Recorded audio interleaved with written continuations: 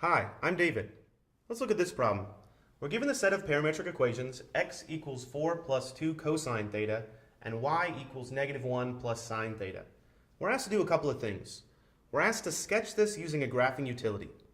Then we're asked to decide what its orientation is. And then finally, we're supposed to get a rectangular equation that represents this graph.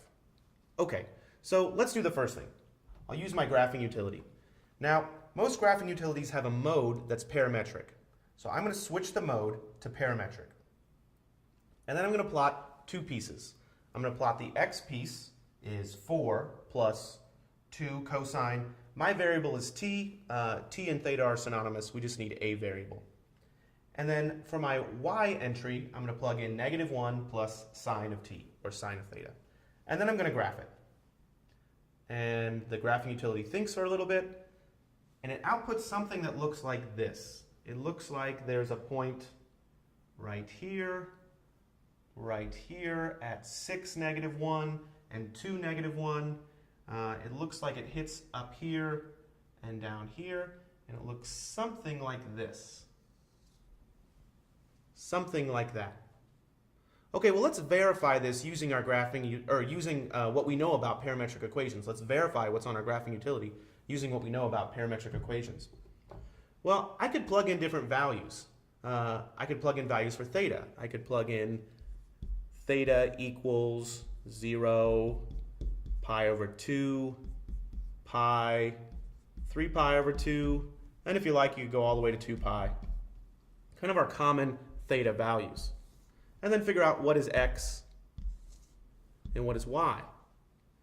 Well, if theta equals 0, cosine of 0 is 1. So this is 2 times 1 plus 4, which is 6.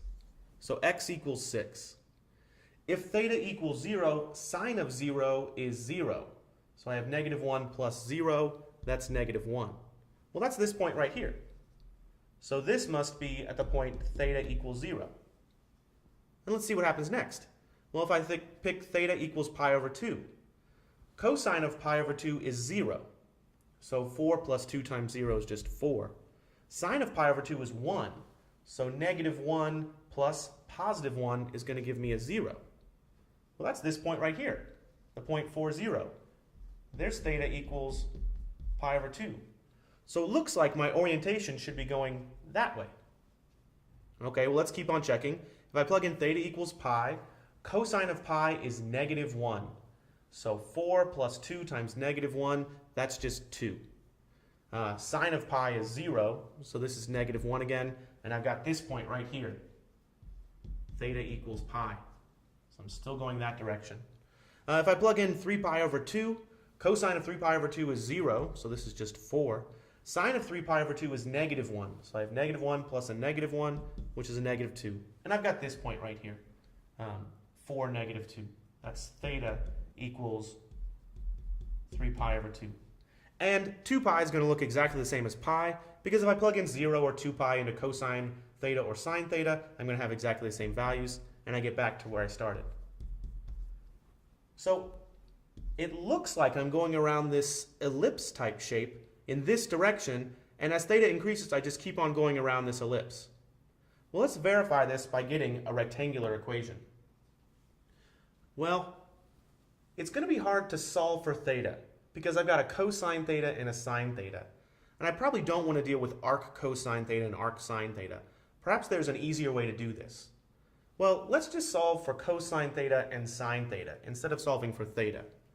So if I use the first equation, I have cosine theta equals, well, it's going to be x minus 4, and then in order to deal with this 2, I'm going to have to divide by 2.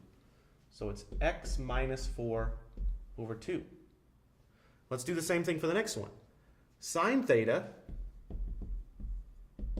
is equal to, well, y plus 1. If I bring the 1 to the other side of the equation, that's just y plus 1. Now that I have this, there's a trick. Whenever I have cosine theta and sine theta, there's a trick I can use to get rid of them. And here's the trick. We know that sine squared theta plus cosine squared theta equals 1. That's the Pythagorean identity. Well, we know what sine theta is and we know what cosine theta is, so I could rewrite this equation as y plus 1, or sine theta, squared plus x minus 4 over 2 quantity squared equals 1. And that's my rectangular equation.